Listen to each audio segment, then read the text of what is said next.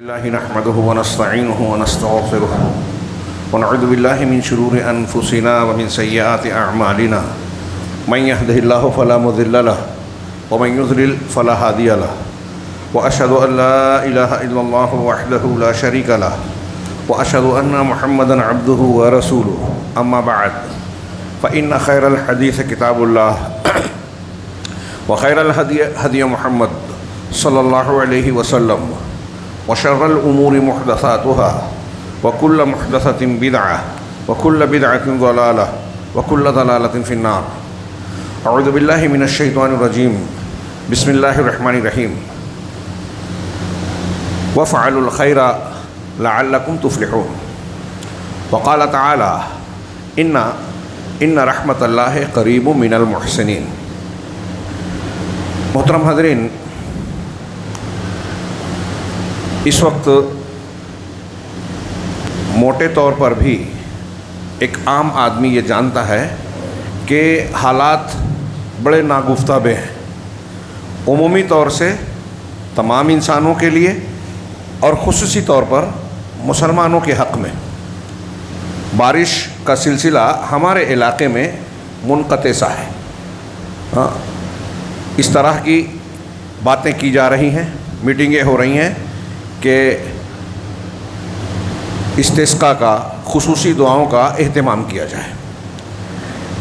اس کے علاوہ ہمارے یہاں، ہمارے شہر میں ویسے عمومی طور سے بھی اور خصوصی طور سے بھی تجارت کے معاملات جو ہیں وہ بھی بگڑے ہوئے نظر آتے ہیں. مندی، کساد بازاری، بے روزگاری، تجارت کا ایک طریقے سے رک کر چلنا اور معاشی اعتبار سے دیگر مسائل. پھر اگر ہم باہمی تعلقات اور معاملات کو دیکھیں، سیاست اور اہل سیاست کا، تو ہم یہ دیکھ رہے ہیں کہ نااہل لوگ جن کے یہاں علم نہیں ہے، پروگرام نہیں ہے، جب ان کو ذمہ داریاں دی جاتی ہیں تو وہ اپنے آپ کو، اپنی کمی کو فسادات اور بگاڑ سے پورا کرتے ہیں. ہمارے صرف ایک علاقے نہیں، پورے ملک کا معاملہ انتہائی خطرناک ہے. اور مسلمان ہی نہیں، وہ غیر مسلم جو اپنے سینے میں درد رکھتے ہیں، حقیقت میں ملک کی محبت رکھتے ہیں، انسانوں سے اور انسانیت سے جن کو لگاؤ ہے، انہیں بڑی تشویش ہے، بڑی فکر مندی ہے کہ ایک طرف ہم دیکھ رہے ہیں کہ منی پور ایک پوری ریاست جل رہی ہے. اس سلسلے میں جو کچھ ہو رہا ہے، حکومت اور حکومت کے ذمہ داروں کا، اصل ذمہ داروں کا رویہ کیا ہے، وہ پورے لوگوں کے سامنے ظاہر ہے اور انتہائی شدید قسم کے تبصرے ہو رہے ہیں. ابھی یہ معاملہ نہیں تھا، وہ معاملہ جاری ہی ہے کہ ہم دیکھ رہے ہیں کہ ہریانہ جلنے لگا. اس کے کچھ علاقے جو نوح ضلع ہے اور مسلمانوں کی اکثریت والا علاقہ بتایا جاتا ہے، وہاں کیا کچھ ہو رہا ہے، کس طریقے سے ہزاروں لوگوں کو بے گھر کیا گیا، قتل کیا گیا، ان کی املاک کو تباہ کیا گیا. اور یہ کوئی نئی بات، نیا سلسلہ نہیں ہے، یہ ایک تسلسل کے ساتھ چلنے والا معاملہ ہے.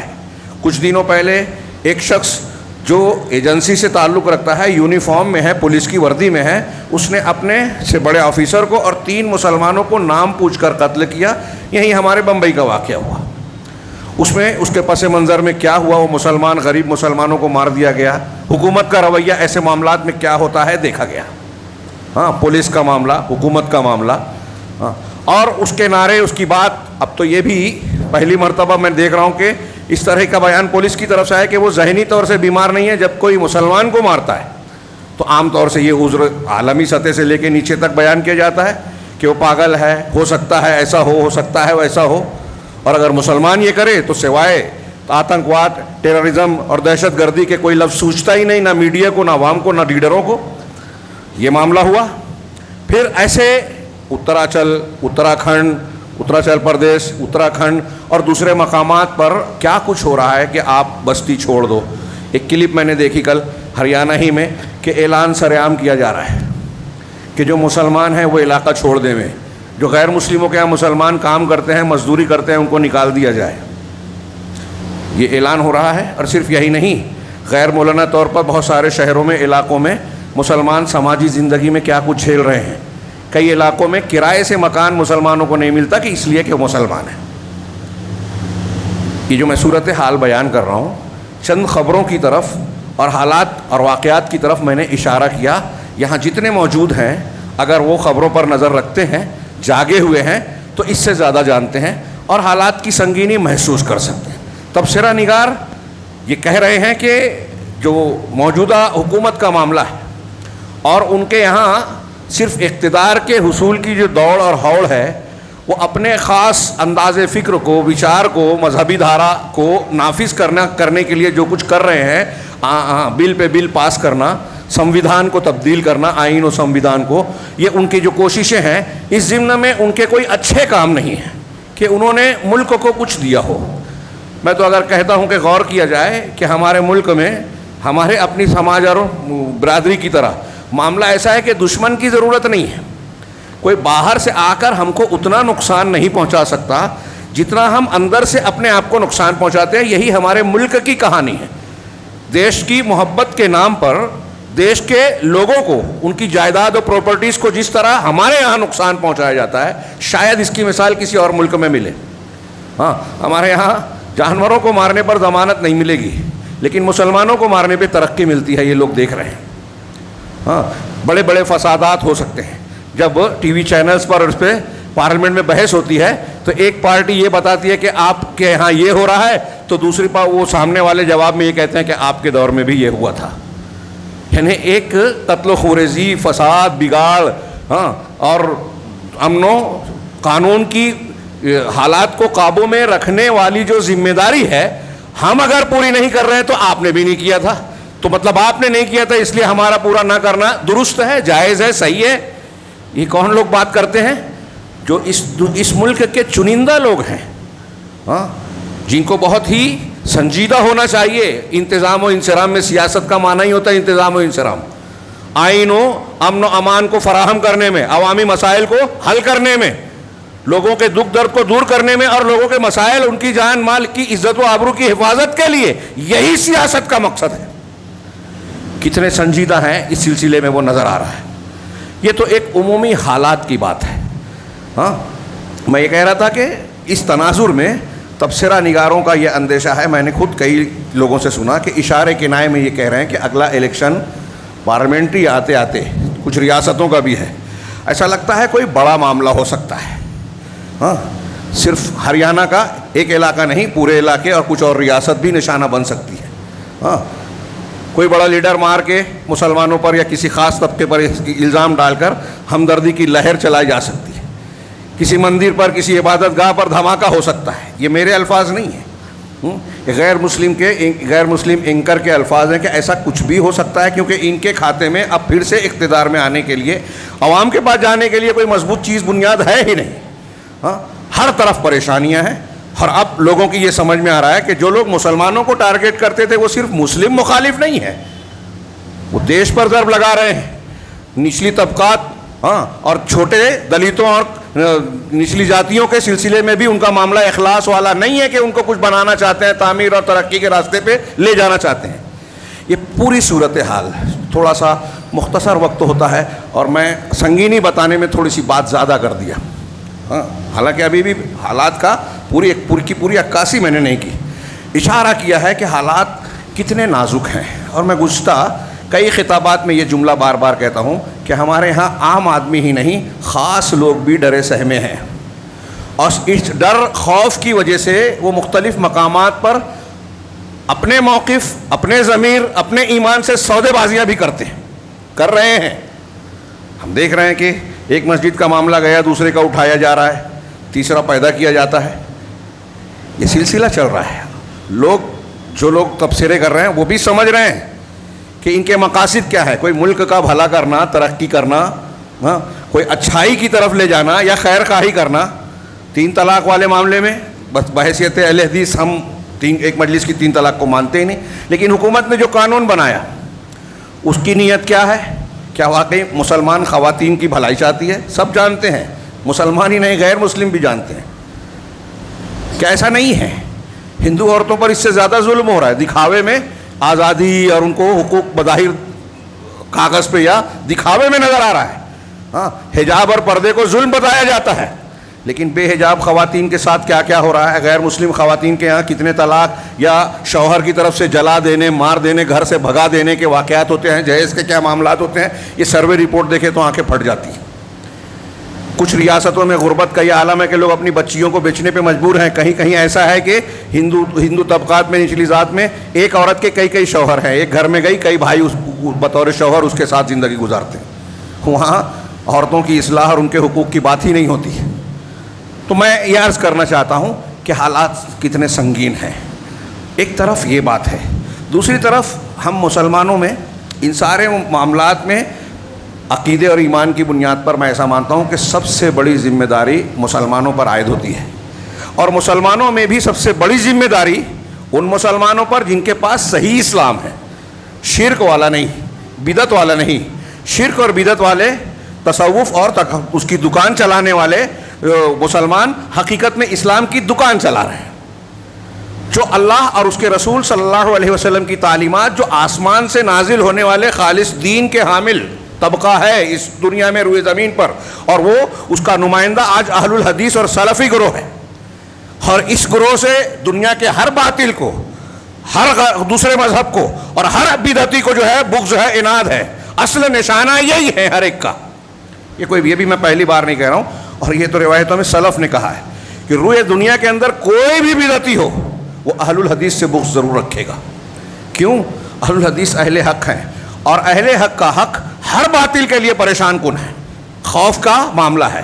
باطل کا تعاون کرتا ہے، ایک ہو جاتے ہیں، لیکن آپ دیکھیے کہ ہر کوئی برا بولتا ہے، اور مسئلہ یہ ہے کہ اہل حق بھی اہل حق کے دشمن ہیں۔ اور پوری دنیا کا میں سمجھا نہیں پاؤں گا، اور شاید بہت سے لوگوں کو یہ چیز عقل میں نہ آئے کہ دنیا کے بگاڑ کی سب سے بڑی وجہ یہی ہے، اصل دین سے دوری، اصل دین کے ماننے والوں کی بے عملی، بے حسی، غفلت۔ ایک طرف تو برائیاں ہیں، خرابیاں ہیں، دوسری طرف جو رہنما ہے، راستہ دکھانے والا ہے، وہ خود سو جائے، وہ خود غافل ہو جائے، یا اپنے عمل کو فراموش کر کے غلط راستے پر چل جائے۔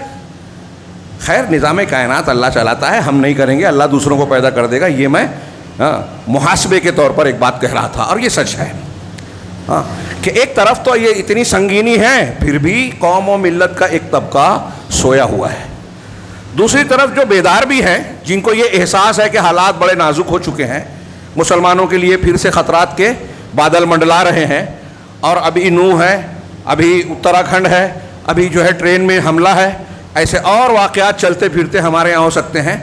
پردے والی عورتوں کے لیے خطرات ہو سکتے ہیں، داڑھی والے مردوں کے لیے خطرات ہو سکتے ہیں، پلس جو ہے ہماری دین، فکر اور یہ تعلیم کے نام پر کالجز میں اور دوسری جگہوں پر جو ارتداد کی لہر چلی ہے، یہ کوئی اور نیا موڑ لے سکتا ہے۔ ایسے بہت سے معاملات ہو سکتے ہیں، یہ سب کو سمجھ رہا ہے، لیکن اس کے باوجود جو ہے جب جو طبقہ جاگ بھی رہا ہے، یہ سوچتا ہے کہ مسئلے کا حل ہونا چاہیے، مسلمانوں کو تحفظ ملنا چاہیے، تو وہ ان راستوں پر، ان حل کے طریقوں پر زیادہ محنت کرتا ہے جس میں حل ہے ہی نہیں، یا ہے تو جزوی طور پر ہے، صرف تسلی کا سامان ہے، اور اس راستے کو اختیار کرنے کے لیے تیار ہی نہیں ہے جو رب العالمین اور اس کے رسول جناب محمد رسول اللہ صلی اللہ علیہ وسلم نے ہمیں اور آپ کو دیا ہے کہ اس راستے کو اختیار کرو گے تو تمہارا معاملہ دنیا میں بھی اور آخرت میں بھی ٹھیک ٹھاک ہوگا۔ ہم سنتے ہیں، بیان کرتے ہیں، مانتے نہیں ہیں۔ کیسے؟ گزشتہ کئی ہفتوں سے میں اس موضوع کے مختلف پہلوؤں پر گفتگو کر رہا ہوں، دعا، بد دعا، احساس ذمہ داری، بچوں کی تربیت، ضمناً میں نے یہ باتیں الگ الگ خطبوں اور خطابات میں بیان کی ہے۔ آج میں اسی کا ایک پہلو یہ بیان کر رہا ہوں جو میں نے قرآن کی آیتوں کے 2 ٹکڑے 2 جگہوں سے پڑھے۔ پہلا سورہ حج کی جو آیت سجدہ ہے، میں نماز پڑھنا، رکوع کرنا، قرآن پڑھنا، یہ سب ذکر ہے، سجدہ کرنے کا ذکر ہے، اور آخری جملہ ہے وَافْعَلُوا الْخَيْرَ لَعَلَّكُمْ تُفْلِحُونَ، اللہ کا فرمان جس پر ہمارا ایمان ہے، اور اگر اس کو ہم نے غلط سمجھا، غلط مانا تو ایمان سے باہر، کیونکہ قرآن کا انکار ہوگا۔ اللہ کی بات غلط ہو ہی نہیں سکتی، یہ ہمارا یقین ہے۔ اللہ کیا کہہ رہا ہے؟ خیر، بھلائیاں کرتے جاؤ، وَافْعَلُوا الْخَيْرَ، نیکیاں، بھلائیاں کرو، لَعَلَّكُمْ تُفْلِحُونَ، شاید تم کامیاب ہو جاؤ، یا ترجمہ یہ کیجئے کہ تاکہ تم کامیاب ہو جاؤ۔ سمپل، کوئی عام سے عام آدمی ہے جو اس جملے کا مطلب نہیں سمجھا؟ اللہ کا فرمان یہ ہے کہ فلاح پانا ہے، کامیابی چاہیے، اگر ہم سکسیس ہونا چاہتے ہیں تو کیا راستہ ہے؟ نیکیوں کا راستہ ہے، نیکی کا راستہ۔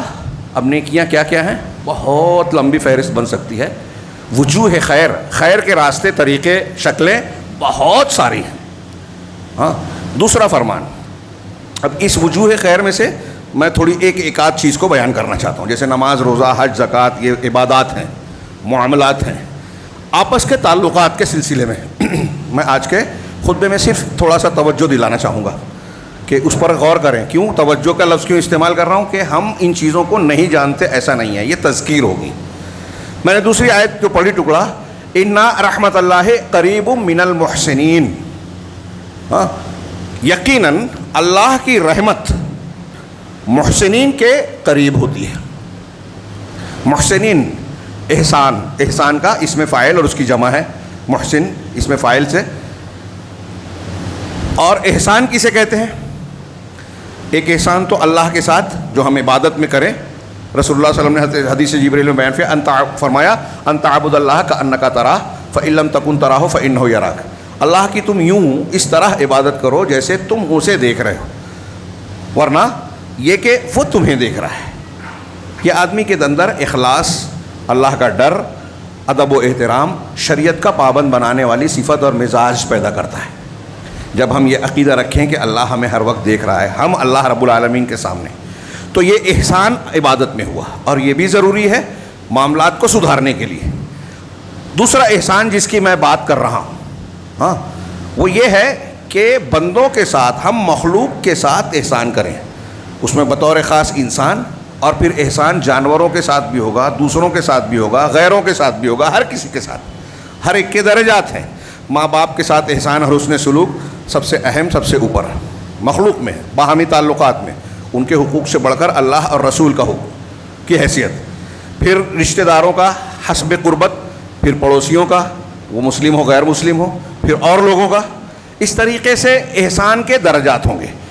کیسے احسان کیا جاتا ہے؟ احسان ہمارے یہاں جب بولا جاتا ہے تو عام طور سے پہلے مرحلے میں صرف مالی طور سے کسی کی مدد کرنے والا تصور ابھرتا ہے، یہ شامل ہے احسان میں۔ لیکن آپ اپنی علمی صلاحیت، اپنا دماغ، اپنا قول، اپنا فعل، دوڑ دھوپ کرنا بغیر پیسہ لگائے، کسی کے کام کے لیے دوڑ دھوپ کرنا، اپنے فعل کے ذریعے سے، اپنے مال کے ذریعے سے جو صدقہ و خیرات کی شکل میں ہوتا ہے، کسی بھی طریقے سے جو اپنی چیز ہے دوسروں کے لیے خرچ کریں، یہ احسان ہے۔ آسانی سے سمجھانے کے لیے میں نے ایک آسان تعریف کی کہ مالی اعتبار سے، قولی اعتبار سے، فعلی اعتبار سے آپ کسی بھی طریقے سے کسی دوسرے کو فائدہ پہنچانے کی کوشش کریں، بھلائی کا سلوک کریں، یہ احسان ہے۔ اللہ رب العالمین نے اس احسان کے بدلے کا بہت جگہ ذکر کیا قرآن مجید میں۔ الذین احسنوا للذین احسنوا الحسنى، للذین احسنوا الحسنى وزیادہ۔ اس پر میں نے ان آیتوں پر خطبہ دیا ہے اس سے پہلے غالباً جعفر نگر مسجد میں، کہ جو لوگ احسان کرتے ہیں ان کے لیے حسنہ ہے، بہترین اجر۔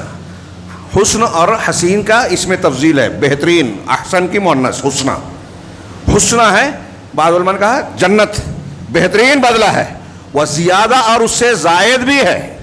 اللہ رب العالمین کے دیدار سے اس کی تفصیل کی گئی۔ تو اگر ہم اچھا سلوک کریں گے، احسان کریں گے، تو اللہ کہہ رہا ہے کہ بہترین بدلہ ملے گا۔ اور صرف آخرت کی بات نہیں ہے، دنیا کی۔ صحابہ کرام اور سلف کے لیے کافی تھا کہ اللہ رسول کی طرف سے یہ کہا جائے کہ یہ عمل کرو گے تو جنت ملے گی، کافی تھا۔ ہمارے ہاں اتنا کافی نہیں ہے، کیونکہ ہم کو جنت سے پہلے دنیا کی اہمیت ہے۔ منہ سے نہ بولیں لیکن ہمارا عمل یہ کہتا ہے کہ اجر و ثواب آخرت کا اگر بتایا جائے تو ہمارے اندر وہ تحریک پیدا نہیں ہوتی، دنیا کا فائدہ بتایا جائے تو تحریک پیدا ہوتی ہے۔ بہت افسوس کی بات ہے، آخرت کا فائدہ جن چیزوں میں بتایا گیا، جب ہم اس کو اختیار کریں گے تو دنیا کا فائدہ خود بخود ضمناً ملے گا۔ خیر، اسی طرح ایک آیت جو بہت مشہور ہے، آپ میں سے اکثر کو یاد ہوگی، هل جزاء الاحسان الا الاحسان، کہ احسان کا بدلہ، بھلائی کا بدلہ بھلائی ہی ہے۔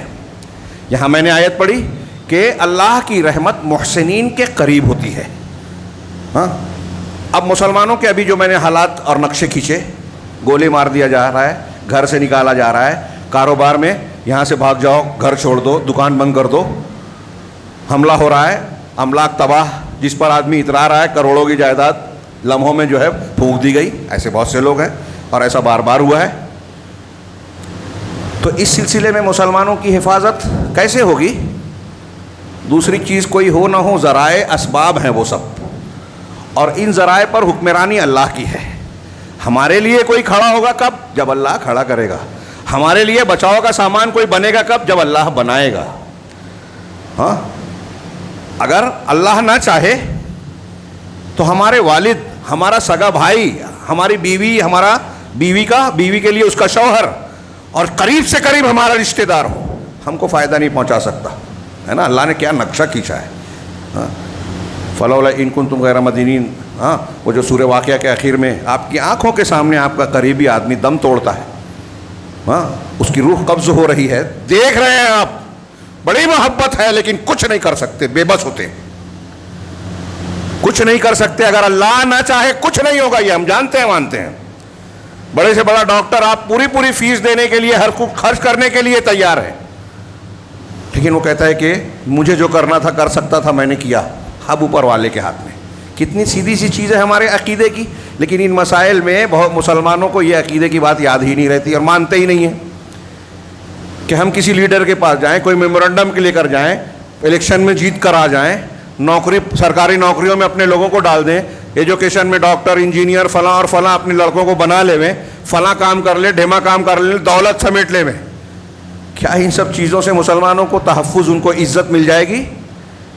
نہیں. اگر اللہ چاہے گا تو یہ ذرائع کام آئیں گے, نہیں چاہے گا تو دیکھیے مسلم ممالک میں اور ہمارے یہاں بھی ایسے بہت سے لوگ ہیں جن کے پاس یہ سب کچھ تھا ہے, لیکن اللہ کی پکڑ جب آئی تو بچ نہیں پائے. آن کے آن میں جو ہے ان کی ساری کمائی دولت تباہ ہو گئی. اللہ کی تو حفاظت کا کی بنیاد کیا ہے؟ اللہ رب العالمین کی رحمت, اس کی نصرت, اس کی تائید, اس کی نگرانی, اس کا ساتھ, اللہ کی محبت. اللہ ہم سے محبت کرے. جب اللہ کا محبوب کوئی ہو جاتا ہے, ہاں, تو حدیث قدسی کہتی ہے من عاد علی ولیا فقد آذنتہ بالحرب. بخاری کی روایت ہے نا کہ جس نے میرے کسی ولی سے دشمنی مول لے لی. کون ہے اللہ کا ولی؟ ہر مومن متقی پرہیزگار اللہ کا ولی ہے. تو اللہ تعالیٰ کہہ رہا ہے کہ جو میرے کسی ولی سے جو ہے دشمنی مول لے لے گا تو وہ مجھ سے جنگ کا اعلان کر رہا ہے, اللہ سے. اگر مسلمان کو کوئی چھیڑے گا تو وہ اللہ کے عذاب کو دعوت دے گا. یہ اللہ کا فرمان ہے حدیث قدسی میں. لیکن آج مسلمان کتنے میں بے چارگی کی زندگی گزار رہے ہیں کہ ہم دیکھ رہے ہیں کوئی سننے والا نہیں ہے. تو کیا اللہ کی یہ بات غلط ہے؟ نہیں. بس اسی کی طرف میں توجہ دلانا چاہتا ہوں کہ اللہ کی رحمت ہم سے روٹھی ہوئی ہے, اس کی مدد ہمارے شامل حال نہیں ہے, تو دنیا کی کوئی طاقت ہم کو بچا نہیں سکتی. واقعی ہمیں ڈرنا چاہیے, خطرات ہیں. اب اس ڈر کو دور کرنا ہے, خطرے کو ٹالنا ہے, تو طریقہ کیا ہے؟ ایمان فروشی, دین سے دوری, فلاں طاقت, دولت, حلال حرام کی تمیز کھو کر کچھ بھی کما لینا, لوگوں کا حق مارنا, یہی تو ہماری مصیبتوں کی جڑ ہے. اور لوگ دنیا بنانے کے لیے دنیا اور آخرت تباہ کرنے والا راستہ ڈھونڈتے ہیں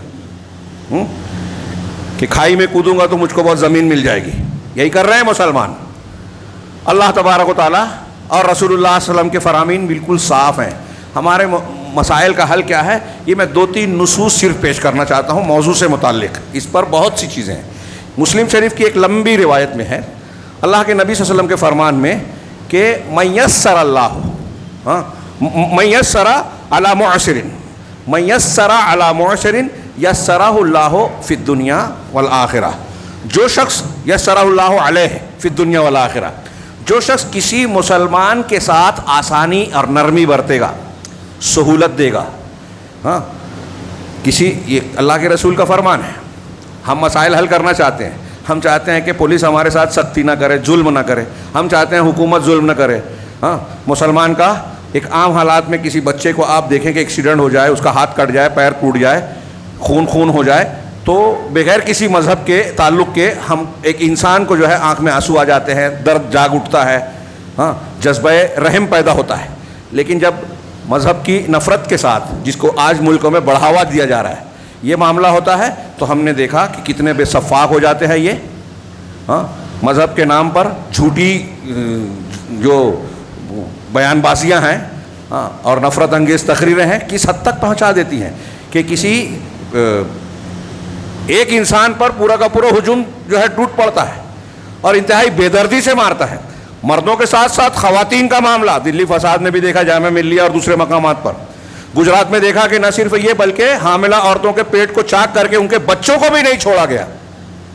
ہم حالات میں دیکھیے کوئی مسلمان، کوئی شخص، کوئی انسان، مسلمان نہیں کوئی انسان ایسا کر سکتا ہے نہیں، لیکن جب یہ نفرت بڑھائی جاتی ہے، جس سے آپ کو نفرت ہو جاتی ہے، تو اس کی تکلیف پر لذت ملتی ہے، اور یہ نفسیات آج اس ملک کے کچھ بہت سے لوگوں کی بنائی گئی ہے۔ اب اس کو دور کرنا ہے۔ ہم چاہتے ہیں کہ لوگ ہمارے ساتھ نرمی برتیں، تو اللہ کے رسول کیا کہہ رہے ہیں؟ من یسر علی معسر، کسی تنگ دست تنگ حال پر اگر کوئی شخص نرمی برتتا ہے، سہولت دیتا ہے۔ ایک مسلمان یا کوئی بھی سماج میں، یہاں اس ہندو مسلم کی بھی بات نہیں ہے، ایک آدمی آپ کے پاس، آپ کے پڑوس میں، آپ کے گھر میں، اور اس سے بڑھ کر آپ کے رشتہ داروں میں آپ کو نظر آتا ہے کہ پریشان ہے، ہاں، اس کا مسئلہ میں حل کروں۔ یہاں بہت سے لوگ دین نہیں جانتے۔ ایک آدمی کے پڑوس میں ایک آدمی بہت مالدار ہے، اس کا قریبی رشتہ دار، گھر نہیں ہے اس کے پاس، ہے ٹوٹا ہوا ہے، بارش میں پانی ٹپک رہا ہے اور بہت سارے پرابلم ہیں، وہ سمجھتا ہے وہاں دوں گا تو صرف اس کو دوں گا، مسجد میں دوں گا تو جو بہت ہمیں زندگی بھر ملے گا۔ بالکل صحیح ہے، مسجد میں ہمیشہ ملے گا، لیکن آپ کیا اس کو اس سے چھوٹی نیکی سمجھتے ہیں؟ اس کا گھر اور چھت بنا دیا آپ نے، تو یہ اجر و ثواب یہ مسجد میں دینے والا نہیں ہے۔ کسی انسان پریشان حال کو، کوئی مقروض ہے، آپ اس کے قرض کی ادائیگی میں مدد کر رہے ہیں، اب یہ نیکیاں ہمارے ہاں سناٹا نظر آئے گا۔ جو شخص کسی مسلمان کو یا کسی انسان کو سہولت دے، اللہ دنیا اور آخرت، یہ حدیث کے الفاظ، یسرہ اللہ علیہ، اللہ اس پر سہولت دے گا، اس پر آسانی کرے گا، دنیا میں بھی آخرت میں بھی۔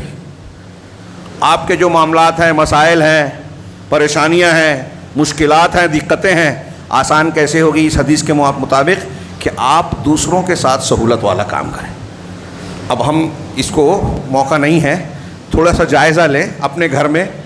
ایک آدمی کے گھر میں اس کی بیوی ہے، اس کے ماتحت ہے، اس کے بچے ہیں، اس کے زیر امانت ہے، اس کی امانت ہے نا، نگرانی کرنا، تربیت کرنا۔ اب ہمارے یہاں سہولت کیا دیتے ہیں؟ کھانے پینے کی، اور کچھ لوگ تو انہی بال بچوں کے چکر میں کہ ان کو زیادہ ان کا مستقبل بنانے کے لیے، مستقبل کون سا جو معلوم نہیں ہے دنیا کا، حلال حرام سب کچھ چھوڑ دیا، ہاں۔ اور آج ایک مسلمان ایسا لگتا ہے اتنا ہی دنیا دار ہے جتنا غیر مسلم ہے، آخرت کو جیسے مانتے ہی نہیں ہے، اور ہر کسی کی دوڑ اور ہوڑ لگی ہوئی ہے دنیا کمانے میں، دولت کمانے میں، اور وہ اسی کو کامیابی سمجھتا ہے، اسی پر اپنی پوری توجہ، دوڑ دھوپ اور بھاگ دوڑ کی بنیاد رکھتا ہے، سب کچھ اسی کے لیے کہ پیسہ کما لیں، دولت بنا لیں۔ لیکن اس کا راستہ بھی اگر آپ دیر پا چاہتے ہیں مفید اور برکت والا، تو دین اور نیکیوں کے ساتھ ہی گزرے گا۔ وَفْعَلُوا الْخَيْرَ لَعَلَّكُمْ تُفْلِحُونَ۔ اور اس چکر میں ہمارا حال کیا ہے؟ اللہ کے رسول صلی اللہ علیہ وسلم فرما رہے ہیں جو کسی مسلمان پر سہولت کرے، ہمارا ادارے میں چلے جائیے کسی بھی اکائی میں، تو دماغ یہ بنا ہوا ہے کہ ہم اپنے سے نیچے والوں پر سختی کریں گے تو کام چلے گا۔ اللہ اور رسول کی بات کنارے، ان کو زیادہ سمجھتا ہے۔ ہمارا مزاج ہے جس کی جو سمجھ میں آ گیا، اور پھر آپ اس کو سمجھا نہیں سکتے۔ قرآن حدیث کسی کو بدل نہیں پا رہے ہیں آج ہم میں سے کسی کو، جو ہم مانتے ہیں، جو جہاں ہیں وہی ہیں۔ اللہ رب العالمین نے، اللہ کے رسول میں، وَمَنْ سَتَرَ مُسْلِمًا سَتَرَهُ اللَّهُ فِي الدُّنْيَا وَالْآخِرَةِ، جو کسی مسلمان کی ستر پوشی کرے گا۔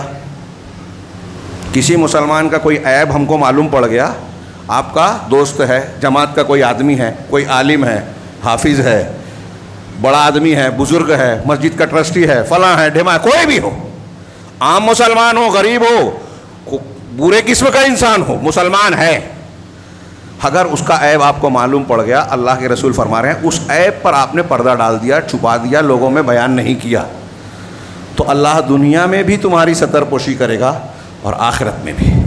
ہم میں سے کون ہے جو 100% ہے؟ کوئی ایسا ہے جس کے اندر عیب نہ ہو، برائی نہ ہو، خرابیاں نہ ہو؟ اور کتنے عیب ہیں جو ہمارے چھپے ہوئے ہیں، اوپر سے ہم صاف ستھرے دکھ رہے ہیں، اندر سے کیا کیا داغ دھبے ہیں، ہر کوئی کا معاملہ۔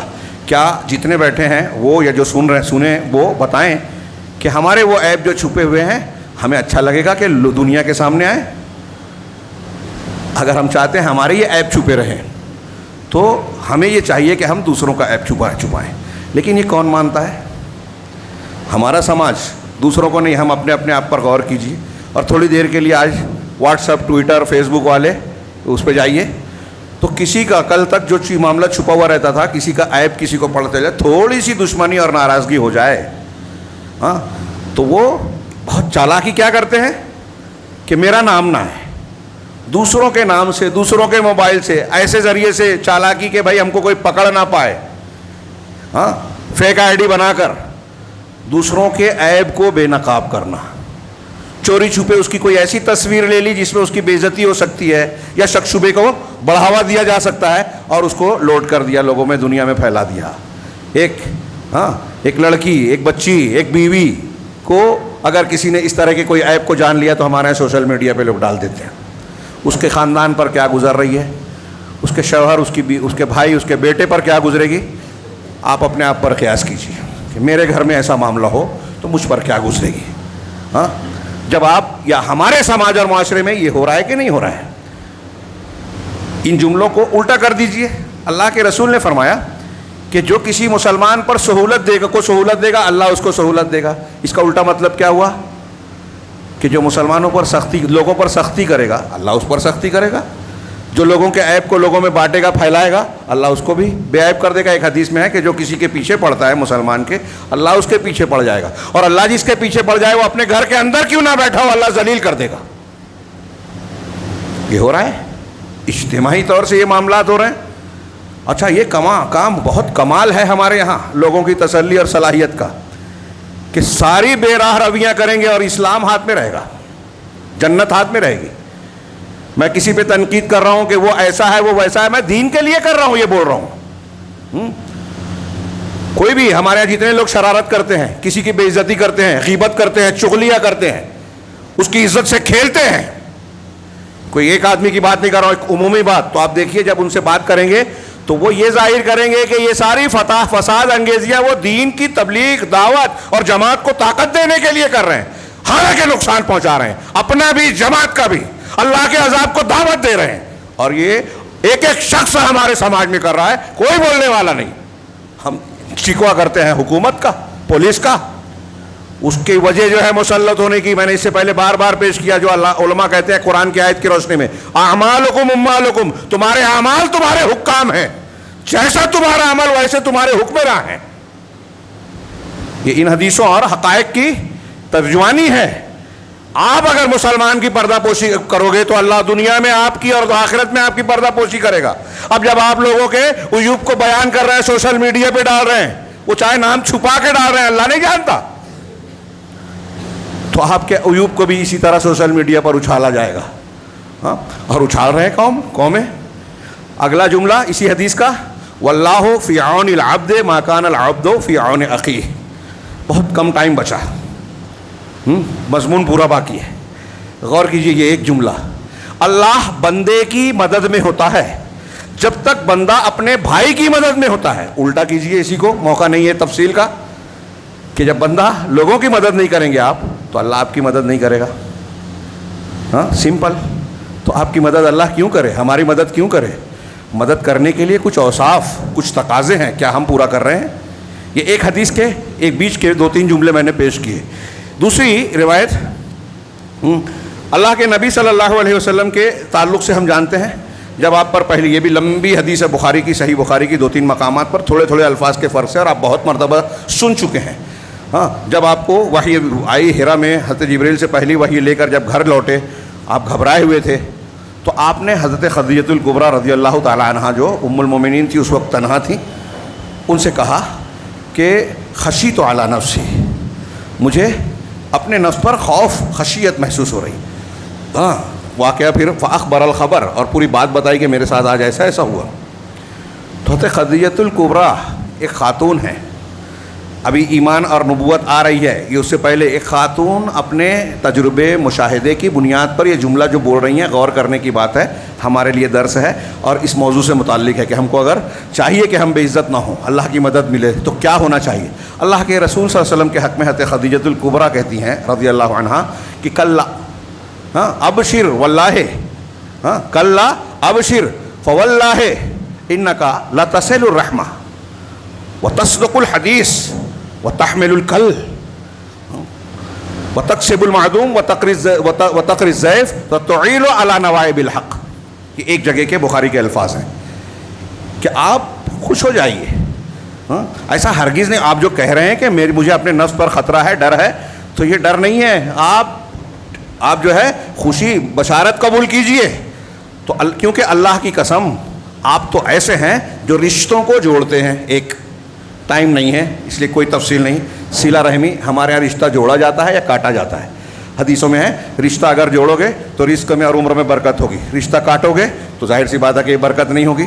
رشتہ جوڑو گے تو اللہ تبارک و تعالیٰ نے کہا ہے کہ صلہ رحم، کہا تھا کہ تم جو مجھے جوڑتا ہے تو اللہ رحمان تو اسے جوڑ، اور جو اللہ نے کہا کہ رحمان رحم میں نے رحمان سے بنایا رشتہ، جو مجھے جوڑے گا میں تو اسے جوڑوں گا، جو تجھے جوڑے گا میں اسے جوڑوں گا، جو تجھے کاٹے گا میں اسے کاٹوں گا، اور رشتہ کاٹنے والا جنت میں نہیں جائے گا۔ یہ سب حدیثوں میں ہے۔ تو اللہ کے رسول کی پہلی صفت بتائی حضرت خدیجہ نے کہ آپ رشتہ جوڑتے ہیں، تصل الرحم وتصدق الحدیث، اور سچ بولتے ہیں، عام حالات میں سچ بولتے ہیں۔ ہمارے یہاں جھوٹ بولا جاتا ہے، جھگڑا لگانے کے لیے جھوٹ بولتا ہے، دوسروں کی عزتوں سے کھیلنے کے لیے جھوٹ بولا جاتا ہے، اور نہ جانے کیا کیا۔ وتحمل الکل، لوگوں کا درماندہ لوگوں کا بوجھ اٹھاتے ہیں، جو پریشان حال ہے ان کا بوجھ اٹھاتے ہیں۔ اس کا کئی معنی ہو سکتا ہے، کئی طریقے سے لوگوں کے بوجھ کو اٹھایا جا سکتا ہے۔ وتقری الضیف، اور آپ مہمان نوازی کرتے ہیں، مہمان کی میزبانی کرتے ہیں۔ وتعین علی نوائب الحق، اور نواہب حق یعنی حق کے راستے میں آنے والی مشکلات کے سلسلے میں، مصائب کے سلسلے میں آپ مدد کرتے ہیں۔ یہ اللہ کے رسول صلی اللہ علیہ وسلم کے اخلاق ہیں، 5 اور بعض روایتوں میں 6 صفات وہاں بیان کی گئی ہیں۔ حضرت خدیجہ کہہ رہے ہیں کہ جس کے اندر یہ صفات ہوگی اللہ اسے واللہ لا یخزیک اللہ ابدا، اللہ کی قسم اللہ آپ کو کبھی رسوا نہیں کرے گا۔ مطلب جو ایسا ہوگا رسوائی بے عزتی اس کی ہو ہی نہیں سکتی، اور ہماری ہو رہی ہے۔ ہمارے یہاں تسلی کا سامان ہے کہ ہم کچھ فضائل پہ عمل کرتے ہیں۔ میں اکثر یہ بات کہتا ہوں کہ دین کا جنت کا شارٹ کٹ ہم نے ڈھونڈ لیا، لوگ بتاتے بھی ہیں، جھوٹی حدیثیں، بدعت، خرافات، یہ کام کر لو اس کے بعد کتنا بھی گناہ معاف کر دے گا، اتنے 1000 فرشتے آپ کی مغفرت کی دعا کریں گے، تو اس کا مطلب یہ ہوا کہ ہم نے وہ نیکی کر لی، اب اس کے بعد حرام کھا لیا، سودی لین دین کر لیا، زنا کر لیا، کس کا حق مار لیا، چغلی کی، غیبت کی، لوگوں کو تکلیف پہنچائی، لوگوں پر ظلم کیا، اپنے ماتحتوں کے حقوق کو ہڑپ کر لیا اور سارا معاف۔ یہ نہیں ہے صحیح، اللہ کی رحمت اس سے نہیں ملتی۔ یہ ابھی حضرت خدیجۃ الکبریٰ کے بیان سنیے۔ ہم چاہتے ہیں کہ اللہ ہمیں رسوا نہ کرے تو یہ صفات پیدا کیجیے، رشتہ جوڑنا، مہمان نوازی کرنا، نیکی اور پر اچھائی کے راستے میں آنے والی مصیبتوں پر مدد کرنا۔ یہ ہم لوگ سمجھتے ہی نہیں ہیں ہمارے اعمال کیا ہیں۔ میں ایک مثال دوں جس کو آپ اس روشنی میں کبھی میرا خیال ہے لوگ نہیں سوچتے۔ جماعت ہمارے یہاں جس شکل میں بھی ہے، ایک میٹنگ ہوتی ہے، اس میں ایک فیصلہ ہوتا ہے، جماعت کے لوگ جو بھی وہاں جمع ہیں، پہلے تو لوگوں کو فرصت نہیں ہے کہ وہاں جا کے مشورہ دیں، بات کریں، جماعت کے لیے نہیں ہے، ذمہ دار بنا دیا، سمجھتے بھائی جماعت ہے، اور وہ کچھ بھی کریں تنقید ضرور ہوگی، اور کوئی تنقید کرے گا تو ہمارے یہاں کوئی دفاع نہیں کرے گا۔ یہ حق کے راستے میں مدد کے خلاف۔ آپ حق کے راستے میں مدد کرو گے تو آپ کو اجر ملے گا، اللہ بے عزتی نہیں دے گا، اور آپ کوئی حق کے خلاف کام کرتا ہے، کرنے والے کی ٹانگ کھینچتا ہے، تو آپ خاموش رہتے ہیں۔ اب آپ میٹنگ میں گئے نہیں، ایک فیصلہ ہو گیا، ایک مشورے پر طے ہوا، اور اس کے دوسرے دن جیسے ہی پتہ چلتا ہے تو ہمارے یہاں یہ نہیں پوچھا جاتا کہ جو میٹنگ میں بیٹھے تھے وہ شعور والے تھے کہ نہیں تھے، انہوں نے مختلف پہلوؤں پر غور کیا کہ نہیں کیا، یہ فیصلہ کیا تو کیوں کیا۔ فوراً اپنی قابلیت کا مظاہرہ کرنا شروع، غلط کیا، ایسا نہیں کرنا تھا، یہ کیوں کیا، وہ ایسا نہیں کرنا تھا، اور تقریریں شروع، مخالفتیں شروع، اور لوگ سنتے ہیں۔ لوگوں کا ہمارا وقت اس میں زیادہ جاتا ہے۔ ہاں، غور کیجئے تھوڑی دیر کے لیے، کاش میرے پاس وقت ہوتا۔ میرے ہاتھ میں جو کاغذ ہے اس میں شیخ عبد الرحمن بن ناصر السعدی نے احسان اور معافی کی مختلف شکلیں بیان کی کہ اگر آپ اللہ کی مدد چاہتے ہیں تو احسان کرنا ہوگا، اللہ کے ساتھ، عبادات میں اور لوگوں کے ساتھ. اور بہت سارے فائدے ہیں. ابھی یہی کہ اللہ محسنین کو پسند کرتا ہے قرآن میں. اللہ کی محبت چاہیے تو احسان والا بننا پڑے گا. اللہ کی رحمت محسنین سے. اللہ کی رحمت اگر ہمارے پاس ہم کو نہیں ملے گی تو دنیا اور آخرت کہیں بھی کامیاب ہو ہی نہیں سکتے, جنت میں جا ہی نہیں سکتے. اور اللہ کی رحمت چاہیے تو احسان کرنا ہوگا. احسان کے بدلے میں احسان ملتا ہے. اب احسان کی شکلیں بہت ساری ہیں, وقت نہیں ہے. سب سے بڑا احسان یہ ہے کہ آپ جاہل کو تعلیم دو, مشرک بدعتی خرافاتی کو صحیح دین بتاؤ, گمراہ کو راستہ بتاؤ, ہدایت کے راستے کی تلقین کرو. اور یہ کام ہمارے یہاں نیکی نہیں ہے. ہاں, نیکی کا کام ہمارے یہاں کیا ہے؟ جس پر فوٹو کھینچے, نام ہو. ہمارے یہاں علماء کے کام کو کام نہیں مانا جاتا, علماء کو غیر اہم سمجھا جاتا ہے. ایک آدمی نے اگر ایک مسجد تعمیر کروائی, چاہے لوگوں کا چندہ لے کے اپنے نام سے, تو وہ بولتا ہے کہ میں نے کام کیا. تو میں سوچتا ہوں کہ وہ لوگ اگر کبھی جوش میں آ گئے تو یہ کہیں گے کہ انبیاء کرام میں سے بہت سے انبیاء نے تو کوئی مسجد بنائی نہیں ہے, تو انہوں نے کام کیا ہی نہیں ہے. ہاں, انبیاء کا کام کیا تھا؟ دعوت, توحید کا پھیلانا, شرک سے روکنا. یہ بنیاد ہے. ہاسپٹل بنانا, فلاں چیز بنانا, یہ کرنا, یہ سب اس بنیاد اور اس مقصد کے ذرائع ہیں, اصل نہیں ہے. یہ دھیان رکھیں. اور آج کا جاہل جو ہے وہ ذمہ دار بن جاتے ہیں, بڑے بن جاتے ہیں, تو وہ سمجھتے ہیں کہ ہم جو کہہ رہے ہیں وہی صحیح ہے, کتنی بھی جہالت والی باتیں کریں. میں کسی خاص شخصیت پہ ٹارگیٹ نہیں کر رہا ہوں. مسلمانوں کا اور ہمارا اور آپ کا ہر معاملہ بگڑا ہوا ہے اسی طریقے سے. ہم دین کو دین کی طرح نہیں سمجھتے, اپنی تسلی کے طور پر اختیار کرتے ہیں کہ اتنا کر لیا, جنت مل گئی, اب ہم کو سرٹیفکیٹ مل گیا کہ اچھے کاموں کی مخالفت کریں, کسی کا حق ماریں, کسی پر تنقید کریں, ہماری جنت پکی ہے. بہت بڑی غلط فہمی ہے. دنیا میں جہنم کا منہ دیکھ رہے ہیں ہم, تو سوچنا چاہیے کہ جب یہاں اللہ ہماری نہیں سن رہا ہے, ہم کو اللہ کی مدد نہیں مل رہی ہے, کاٹے جا رہے ہیں, مارے جا رہے ہیں, لوٹے جا رہے ہیں, بے عزت کیے جا رہے ہیں, تو مرتے ہی اللہ کی رحمتیں ملنے لگے گی. کیوں ہے یہ ایک زندہ دل مسلمان اگر ہوگا تو محاسبہ کرے گا, جائزہ لے گا.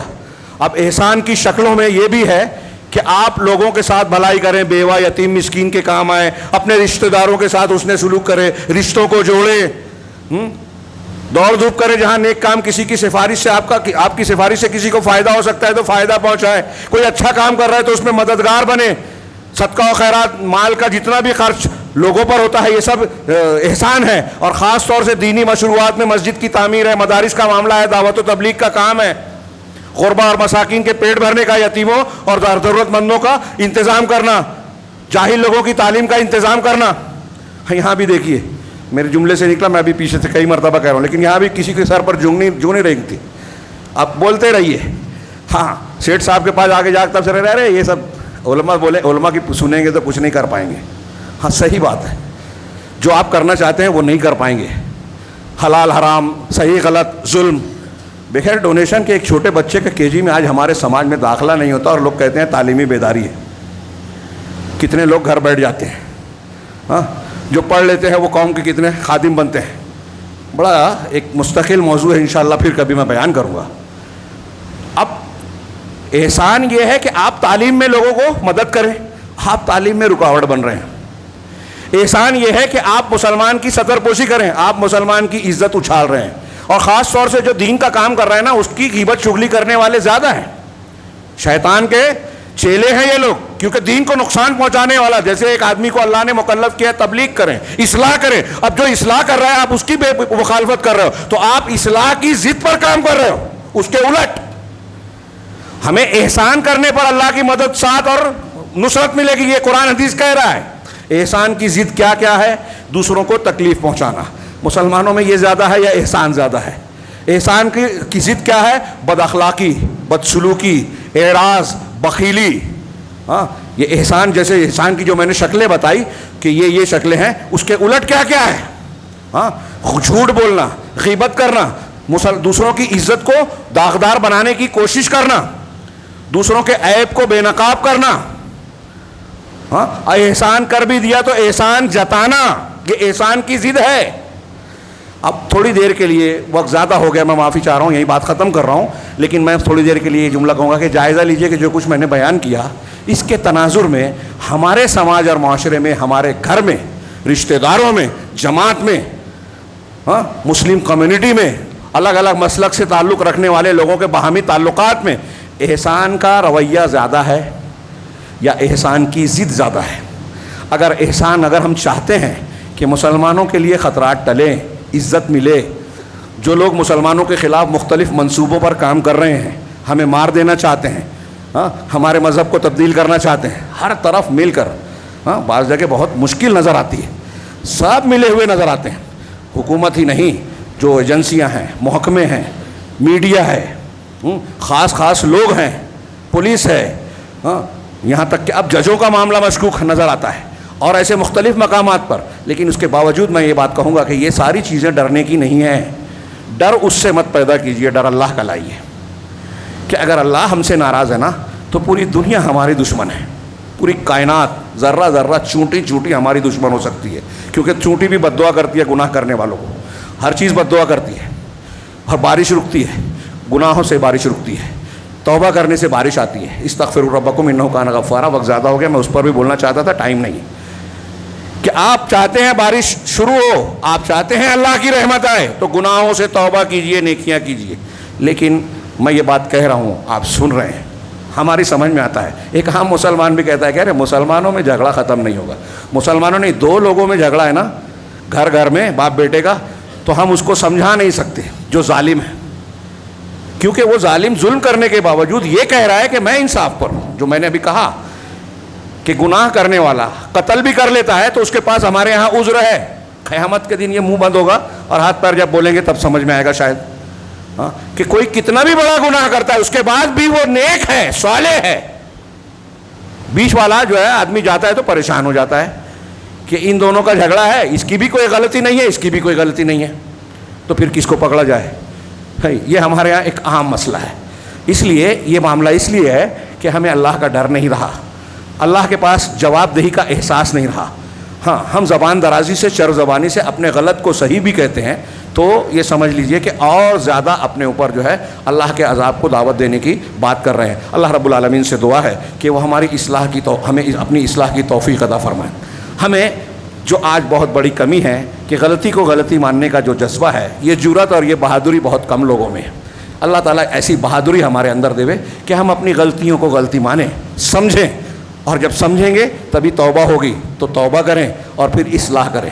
ایسا جب ہم کریں گے اور نیکیوں کے راستے پر چلیں گے تو اللہ تعالیٰ کا یہ وعدہ ہے وَفْعَلُوا الْخَيْرَ لَعَلَّكُمْ تُفْلِحُونَ. نیکیاں بھلائیاں کرتے جاؤ تاکہ تم کامیاب ہو جاؤ. کامیابی نیکیوں میں ہے. اگر آپ گناہ کرنے کے بعد حرام کما رہے ہو، گناہ کرنے کے بعد اقتدار حاصل کر رہے ہو، کسی کی عزت سے کھیلنے کے بعد، کسی کا حق مارنے کے بعد پراپرٹی اور بینک بیلنس آپ نے بڑھا لیا، تو اس غلط فہمی میں مت رہیے، ہرگز مت رہیے کہ آپ کامیاب ہو گئے.